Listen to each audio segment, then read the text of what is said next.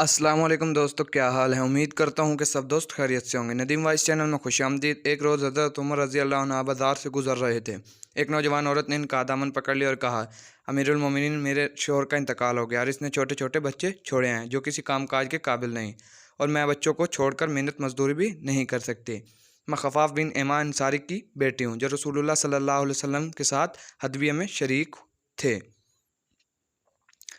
हज़रत उमर रज़ी अल्लाह अन्हु ने इस औरत को वहीं ठहरने को कहा और ख़ुद तशरीफ़ ले गए। थोड़ी देर बाद वापस आए तो इस हाल में कि रोमो फारस के फ़ातह के हाथ में ऊँट की नकेल थी और इस पर गला और कपड़ा लदा हुआ था।